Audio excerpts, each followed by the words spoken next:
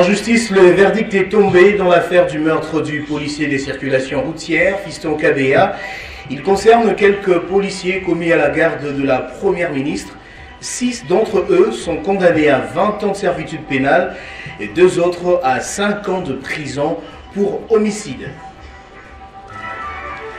La commémoration du soldat congolais prévue ce 17 mai est célébrée ce vendredi, journée déclarée fériée par le ministère du Travail.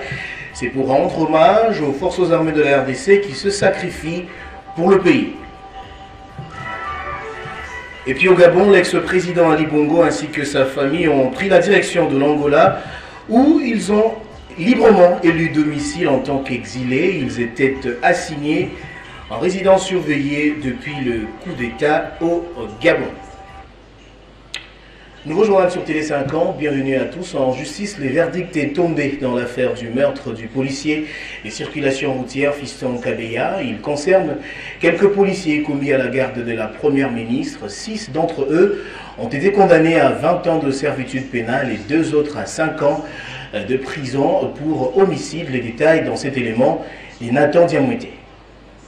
Cette décision a été un choc pour ces policiers impliqués dans le meurtre du policier Fiston Kabea. Après de longs mois d'audience, le tribunal a finalement rendu son verdict sur l'affaire. En tout, 8 agents des polices ont été condamnés à des peines pénales pour une durée de 20 ans et à une amende d'1 million de francs congolais. 2 autres accusés, quant à eux, ont été sanctionnés par 5 années d'emprisonnement. Ces procès n'ont pas seulement impliqué des policiers, mais aussi des civils qui, selon le magistrat, sont condamnés à une peine criminelle. Ils doivent conjointement avec l'État verser $1 million aux parties civiles. Dans ces contextes, les agents affectés à la protection de la Première ministre Judith Suminwa, dont 2 sont en fuite, font face à des accusations d'homicide involontaire, d'arrestation arbitraire et de non-respect des consignes. Ces jugements et les résultats du convoi de la Première ministre Judith Suminwa Tuluka, qui aurait été arrêté par l'agent des circulations Fiston Kabea Senda, accusé de circuler à contresens. Il aurait donc été tué à coups par des policiers affectés à la protection de la chef du gouvernement. La scène a été capturée en vidéo et diffusée sur les réseaux sociaux, suscitant la colère du public. Et puis en bref, les discussions pour la signature d'un accord de paix entre la République démocratique du Congo et le Rwanda, comme prévu dans la déclaration de principe signée à Washington sous l'égide des États-Unis, évoluent bien. Annonce faite par Massad Boulos, conseiller principal pour l'Afrique au département d'État américain, après échange avec Félix Antoine Tshisekedi Tshilombo. Je cite: « Nous avons présenté un premier projet d'accord de paix aux 2 parties et collaborons avec elles pour les peaufiner et parvenir à un consensus. Résoudre les différends de longue date est un travail difficile et nous sommes déterminés à y parvenir. » Massad Boulos, conseiller principal pour l'Afrique au département d'État américain. Et puis, direction l'Assemblée nationale à présent, où le contrôle parlementaire s'intensifie. À son tour, le ministre du Commerce extérieur était devant la plénière pour répondre à la question de l'interdiction du transbordement des marchandises aux frontières lors de l'importation. Dans son intervention, le ministre a affirmé que cette pratique n'est pas interdite par les lois congolaises. Il s'agit de la question orale avec débat du député national Katembo Kambere, adressée au ministre du Commerce extérieur Julien Paluku sur l'interdiction du transbordement des marchandises aux frontières lors de l'importation. Par cette mesure d'information prévue dans l'article 178 du règlement intérieur de l'Assemblée nationale, l'auteur se pose une seule et unique question, celle de savoir comment le ministre du Commerce extérieur justifie-t-il l'interdiction du transbordement des marchandises aux frontières au lieu de se consacrer à la lutte contre les fractionnements tels que stipulés dans le programme d'action du gouvernement dans son premier pilier. En réponse à cette unique préoccupation du député national Tadé Katembo, le ministre Julien Paluku relève que la guerre qui sévit dans la partie est de la République démocratique du Congo cristallise également une guerre économique visible à travers un transbordement non encadré et un fractionnement devenu en règle. À l'opinion congolaise, je voudrais dire et redire que dans le code des douanes, à l'article 182, le transbordement n'est pas interdit. Mais je dois préciser qu'est-ce qu'on appelle transbordement dans la loi congolaise. c'est une opération de transport de la marchandise du point d'embarquement vers la destination qui est la République démocratique du Congo. Mais si en cours de route, cette marchandise change de moyen de transport, la marchandise peut soit quitter les bateaux, entrer sur les véhicules ou entrer sur les wagons, sur le chemin de fer, sans qu'on ne puisse en modifier le contenu. C'est cette opération qui permet de faire quitter une marchandise d'un moyen de transport vers un autre, mais en poursuivant sa route vers la destination finale qui s'appelle transbordement. Et cette opération-là n'est pas interdite par les lois congolaises et même l'OMC qui est l'Organisation mondiale du commerce. Il s'en est suivi la traditionnelle série des questions des élus du peuple, parmi lesquels la problématique de la gestion de la frontière de Kasumbalesa occasionnant des difficultés économiques majeures dans le Haut-Katanga, les embouteillages des gros camions sur la route et la multiplicité des taxes parafiscales mettant en mal le droit des douanes. Dans sa conclusion, l'auteur de la question orale avec débat, qui félicite le ministre pour sa clarté, dit rester tout de même sur sa faim en ce qui concerne les raisons de cette pratique de fractionnement. Le député national Tadé Katembo a fait 5 recommandations aux responsables du commerce extérieur, parmi lesquelles action de sensibilisation, vulgarisation et information des opérations économiques et des petits commerçants transfrontaliers sur les lois et règlements dans ce secteur.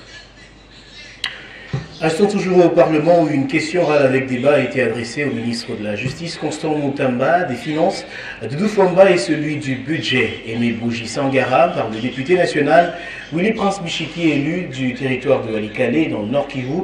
Cette question consiste à éclairer les élus nationaux sur le présumé détournement de fonds de 39 800 000 $ américains destinés au projet de construction d'une maison d'arrêt à Kisangani, un projet suspendu par la première ministre Judith Suminwa afin que Constant Mutamba donne au gouvernement plus de précisions sur cette affaire. 39 800 000 $, c'est le montant exact d'un prétendu détournement dans l'exécution du projet de construction de la prison centrale de Kisangani. Cité dans cette affaire, le ministère de la Justice affirme à travers un communiqué qu'aucun fonds n'a été débloqué par ses comptes ou ceux du Trésor public. Une position partagée par le ministère des Finances qui assure qu'aucun paiement n'a été effectué en rapport avec ces projets. D'après le député national Willy Prince Michiki, élu de Walikale, le deux communiqués altèrent la vérité et sont couverts des incohérences notoires émanant de deux ministères, ce qui prouve que les deniers publics a été détourné d'après ces investigations. D'où une question orale avec débat a été posée au ministre de la Justice, des Finances et celui du Budget pour donner des éclaircissements sur les sujets à l'Assemblée nationale. Pourquoi y a-t-il urgence à construire une maison d'arrêt à Kisangani? Il n'a même pas été prévu dans le budget 2025. Nous avons été à Kisangani, aucun site n'est prévu pour la construction d'une prison. D'ailleurs, la population de Kisangani nous a dit que notre priorité, c'est d'améliorer la desserte à l'énergie électrique. Nous avons été à Londres visiter ces fameux bureaux-là, dont 6 ont déjà quitté l'entreprise et ce sont les 2 qui sont venus ici en acquaintance avec Mutamba, avec Boji et Famba. Ils ont réussi à faire décaisser du Trésor public un montant faramineux de 39 800 000 $. Vous vous rendez compte? Pendant cette période de guerre. En date du 8 mai 2025, une correspondance du directeur du cabinet de la première ministre confirme l'existence d'un contrat de gré à gré signé entre le ministère de la Justice congolaise et une entreprise britannique, Zion Construction. La première ministre Judith Suminwa exhorte le ministre de la Justice, Constant Mutamba, à soumettre au gouvernement une demande d'explication sur la procédure de passation, notamment la crédibilité de cette entreprise. Elle instruit par ailleurs la suspension immédiate du contrat entre le ministère de la Justice et Zion Construction SARL. Et puis au terme de leur mission en République démocratique du Congo, l'équipe du Fonds monétaire international a indiqué que l'économie congolaise a connu une croissance encourageante de 6,5% en 2024 et devrait rester supérieure à 5% en 2025 grâce au dynamisme minier. Malgré le contexte sécuritaire tendu, l'économie congolaise fait preuve de résilience. Malgré les contextes sécuritaires préoccupants, la République démocratique du Congo a su maintenir son économie durant l'année 2024.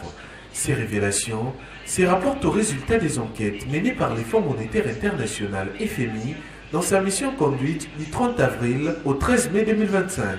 Les statistiques démontrent que l'économie congolaise fait preuve de résilience avec une croissance économique atteignant 6,5% en 2024 et qui devait rester supérieure à 5% en 2025. Signifiant notamment dans son communiqué publié à Washington que l'équipe du FMI est parvenue à un accord au niveau des services avec les autorités de la RDC sur la première revue du programme économique et financier triennal soutenu par la Facilité élargie des crédits FEC sous réserve d'approbation par la Direction générale et les conseils d'administration du FMI prévu fin juin 2025.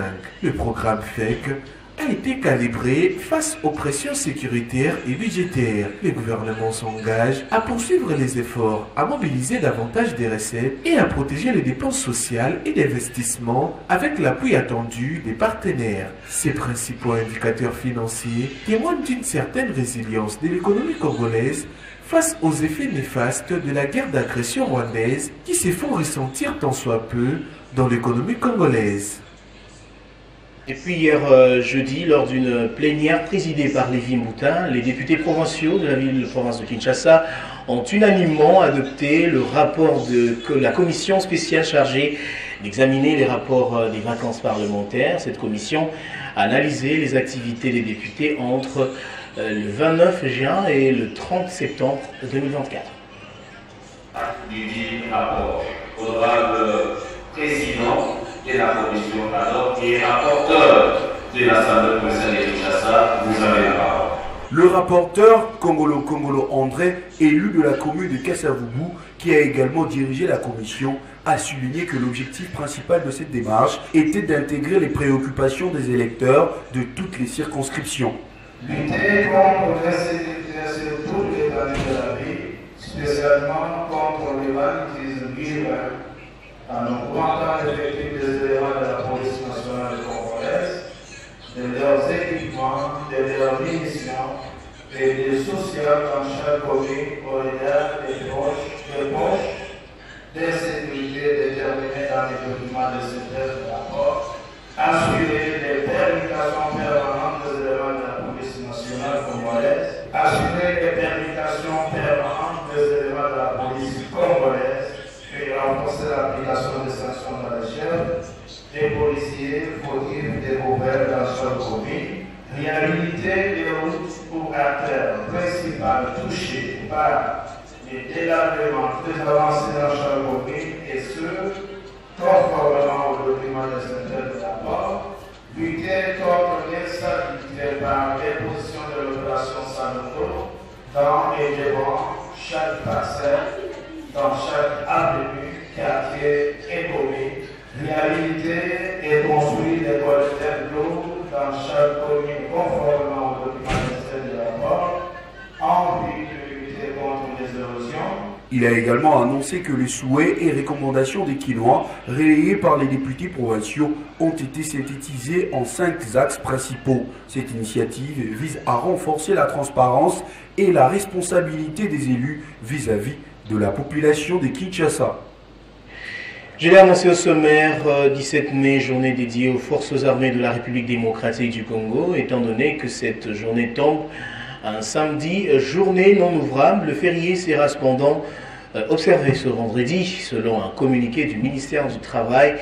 Cette journée qui met en valeur les forces armées de la RDC qui risquent leur vie dans le champ de bataille tire son origine de l'entrée de l'AFDEL conduite par Laurent Désiré Kabila, une entrée qui mettait fin aux 32 ans de pouvoir du maréchal Mobutu Sese Seko. Autre chose à présent, déjeuner d'échange avec les responsables des institutions d'appui à la démocratie sur les recommandations de la société civile pour améliorer le cadre juridique des élections au pays. L'objectif de cette rencontre était de sensibiliser les parties prenantes sur l'appropriation des réformes électorales et institutionnelles préconisées par la société civile. Après la présentation solennelle du Vadmecum comprenant plusieurs recommandations pour l'amélioration du cadre juridique et institutionnel des élections en République démocratique du Congo, il était nécessaire pour la coalition pour les réformes électorales en partenariat avec DRI, Démocratie Reporting International, de réunir autour d'un échange la Commission électorale nationale indépendante, le Conseil supérieur de l'audiovisuel et de la communication et la Commission nationale des droits de l'homme. Une façon de vulgariser le contenu du Vadmecum produit par les organisations de la société civile auprès de ces institutions d'appui à la démocratie. La CREC a formulé des recommandations pour la société civile a fait un grand travail après l'observation électorale du processus passé pour dire qu'est-ce qu'on doit faire pour améliorer les élections à venir. Nous, c'est ça notre travail. Nous proposons des recommandations. Mais la certitude quant à leur prise en compte, notamment par les parlements, nous n'avons pas ça. Mais nous faisons confiance au Parlement, à ceux qui font la loi et à d'autres parties prenantes qui peuvent justement nous venir en aide comme des alliés pour que ces réformes électorales fassent le jour. Nous faisons confiance aux législateurs parce que nous n'avons pas d'autres mécanismes de pression à faire. Et je crois que nous devons faire comme ça. Nous n'avons pas une autre alternative. On leur fait confiance. Merci beaucoup. C'est moi qui vous remercie. Ce Vadmecum comprend 10 recommandations stratégiques formulées à partir de 45 recommandations mutualisées par les organisations de la société civile réunies au sein de la coalition pour les réformes électorales. Le plaidoyer sera porté par des plaideurs, tous issus des organisations de la CREC, et ont signé une charte pour la conduite du plaidoyer. La CREC bénéficie de l'appui technique de DRI, financé par l'Union européenne. Puis sachez qu'un grand culte baptisé patriotique aura lieu le samedi 31 mai prochain à l'esplanade du Palais du Peuple à Kinshasa, capitale de la République démocratique du Congo, à l'initiative des chefs des confessions religieuses longtemps réunis pour la cause du pays. Tous les habitants de la République démocratique du Congo, les habitants de la capitale ville-province de Kinshasa, un grand événement spirituel sous le thème Réveil du géant RDC. C'est un culte patriotique où nous vous convions tous, toutes les confessions religieuses, nous sommes appelés. Venons, disons à Dieu, le Congo t'appartient. Vous êtes patriote, ce culte vous concerne. Vous aimez la RDC, ce culte vous concerne. Dieu nous a protégés, Dieu continue de nous protéger. Un seul rendez-vous, samedi 31 mai à 8 h à l'esplanade du Palais du Peuple.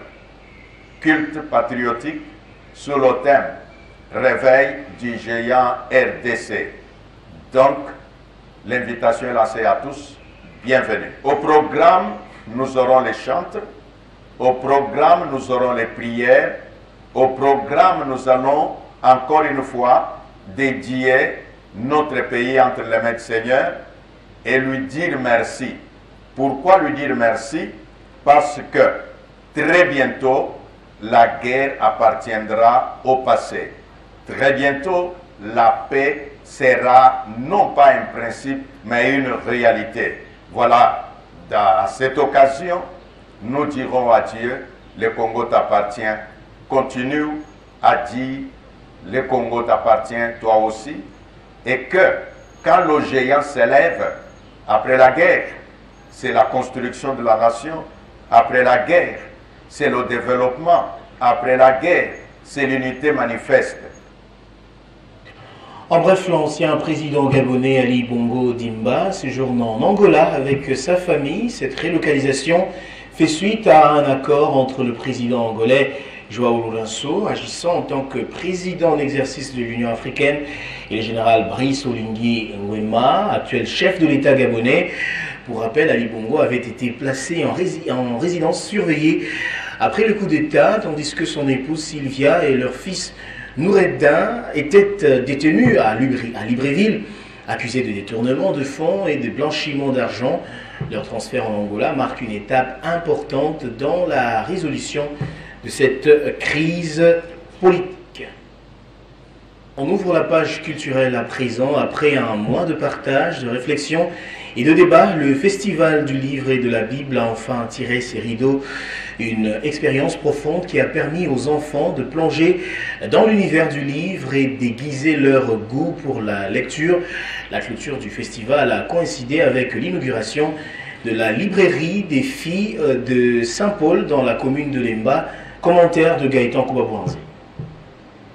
C'est une double cérémonie cet avant-midi. D'abord, la clôture de la 7e édition du Félibi, puis l'inauguration de la nouvelle librairie des filles de Saint-Paul. Un double événement qui met en vedette la commune dite des intellectuels et de la colline inspirée, la commune de Lemba. Pour l'inauguration des invités de marque comme le bourgmestre de commune, très touché par ailleurs par l'événement, mais aussi des représentants des institutions scolaires et autres, et enfin des élèves. Pour la supérieure déléguée des filles de Saint-Paul pour la délégation Congo-Côte d'Ivoire, les livres dans leur ensemble et la Bible sont des outils puissants pour le développement de l'homme.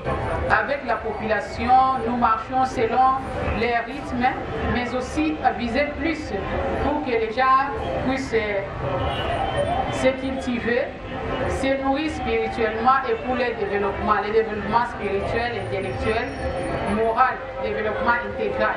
La 7e édition a été très riche en événements et a été une occasion pour la congrégation de se rapprocher davantage des populations les plus démunies.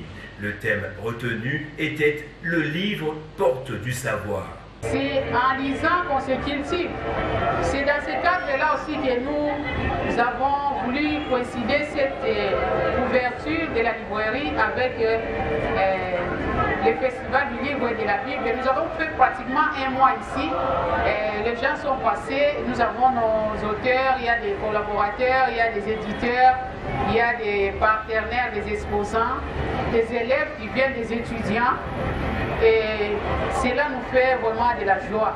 Les Sœurs de Saint-Paul sont une congrégation de l'Église catholique. Elles gèrent des librairies appelées librairies Pauline qui servent de centre d'apostolat. Ces espaces ne sont pas de simples points de vente, mais des lieux où les fidèles peuvent trouver des ressources pour approfondir leur foi. Elles organisent régulièrement également des formations, des expositions, des livres. Puis pour terminer, du 16 au 18 juillet, Kinshasa sera la capitale africaine du dialogue interculturel et du rayonnement artistique à travers le Festival mondial de la musique et du tourisme dans sa première édition, événement international avec la participation de plus d'une dizaine d'États. Ce festival vise la valorisation des destinations touristiques en République démocratique du Congo et le rapprochement entre le peuple. Replacer la République démocratique du Congo sur la carte des destinations touristiques propices sur le continent noir, tel est le souhait du chef de l'État, Félix Antoine Tshisekedi. Un vœu matérialisé par la création de ce festival mondial de la musique et du tourisme dont les objectifs consistent à mettre en avant le tourisme comme vecteur de rapprochement, d'unité, de paix et de développement. Cet événement de portée mondiale vise à mettre en lumière le puissant soft power de la RDC tout en renforçant la coopération intercontinentale et mondiale à travers la culture et le tourisme. À promouvoir le tourisme et la culture comme vecteur de paix, de dialogue interculturel et de développement économique inclusif. Il vise aussi à démontrer l'impact économique du tourisme et de la culture, qui est l'une de ces matières premières.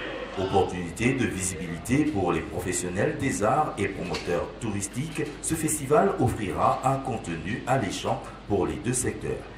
Nous souhaitons offrir une plateforme aux artistes congolais et internationaux pour exprimer leurs talents. Cela permettra non seulement de valoriser la musique comme expression artistique, mais aussi de renforcer notre identité culturelle. Avec l'organisation de ce festival, nous espérons attirer les visiteurs du monde entre Kinshasa, trésors à découvrir.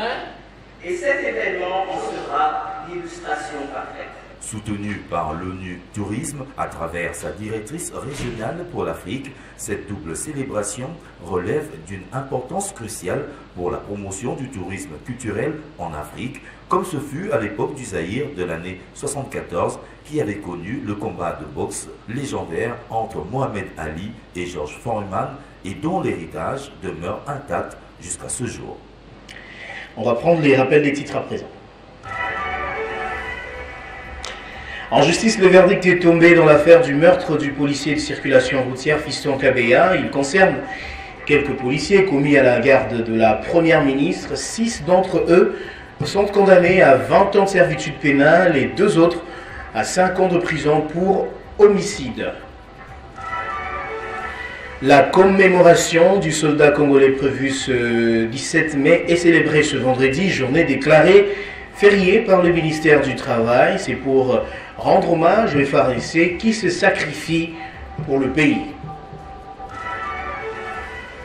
Au Gabon, l'ex-président Ali Bongo ainsi que sa famille ont pris la direction de l'Angola où ils ont librement élu domicile. En tant qu'exilés, ils étaient assignés en résidence surveillée depuis le coup d'État. On va prendre à présent la revue presse.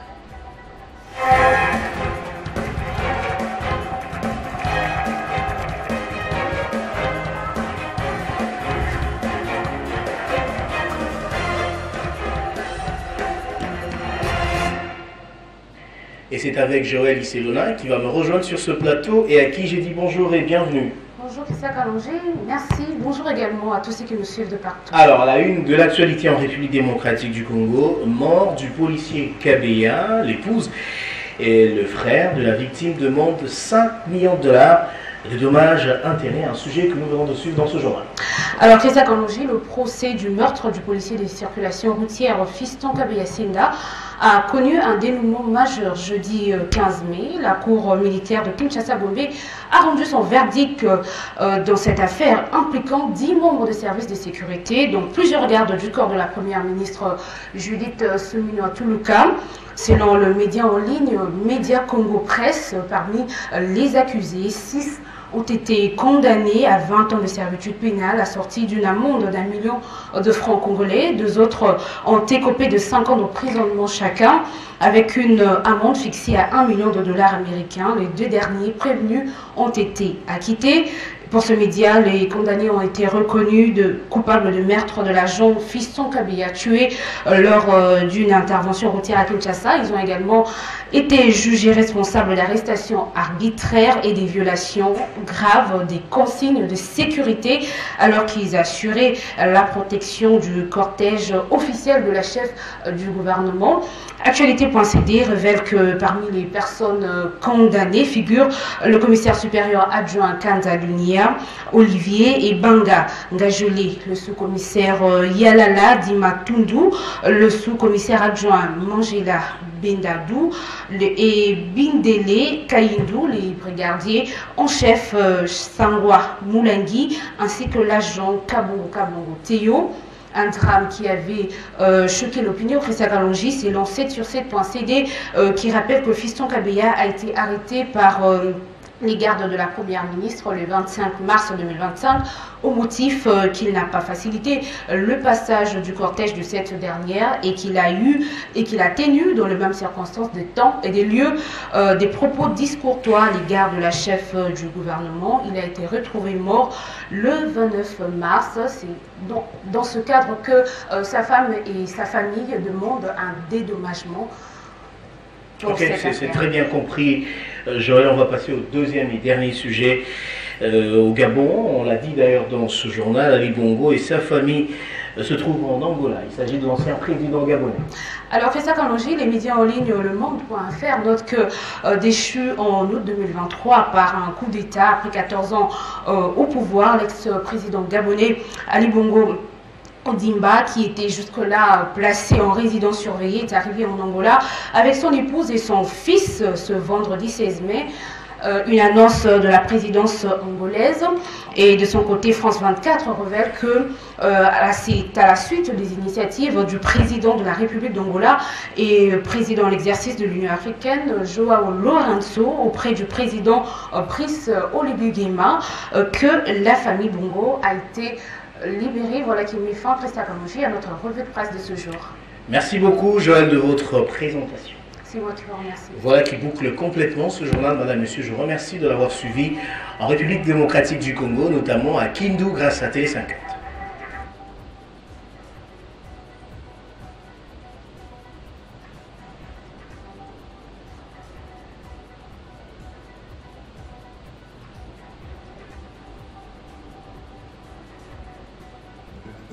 Retrouvez toute l'actualité en continu sur www.tele50.cd.